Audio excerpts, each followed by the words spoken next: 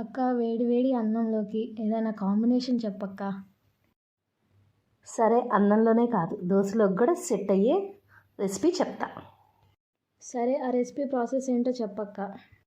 సరే కానీ ఆ రెసిపీ ఏదో చెప్పలేదు కదా, అదే చిట్టిపొడి. ఈ చిట్టిపొడికి కావాల్సిన పదార్థాలు: ఒక గ్లాస్ ఉలవలు, ఒక గ్లాస్ పొట్టు మినప్పప్పు, ఒక గ్లాస్ పచ్చిపప్పు, గ్లాస్ పెసలు, గ్లాస్ కారం, అర గ్లాస్ ఉప్పు, 2 స్పూన్ల జీలకర్ర, 6 రెబ్బల చిన్నులపాయలు. మొదట స్టవ్ మీద బాండి పెట్టి దాంట్లో మనం తీసుకున్న పెసల్ని లో ఫ్లేమ్లో దోరగా వేయించాలి. ఇంకోవైపు మనం తీసుకున్న పొట్టు మినపప్పు కూడా వేసి ఎర్రగా వచ్చేటట్టు లో ఫ్లేమ్లో వేయించాలి.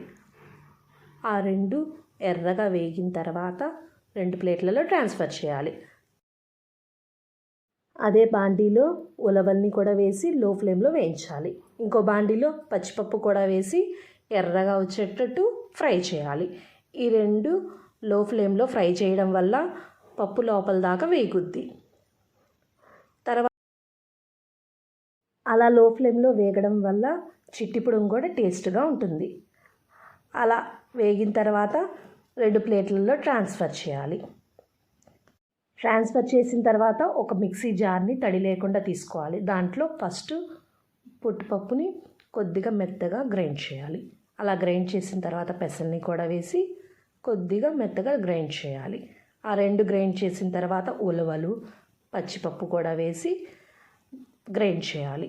మొత్తం గ్రైండ్ చేసిన తర్వాత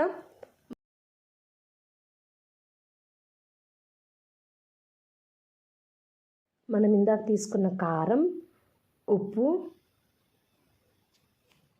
6 రెబ్బల చిన్నులపాయలు, కొద్దిగా జీలకర్ర వేసి మెత్తగా గ్రైండ్ చేయాలి. అలా గ్రైండ్ చేసిన తర్వాత ఇందాక మిక్సీ వేసిన పొడిలో ఈ కారం కూడా వేసి మొత్తం కలిపి ఒక్కసారి గ్రైండ్ చేస్తే చాలండి. ఎంతో టేస్టీ అయిన చిట్టిపొడి రెడీ.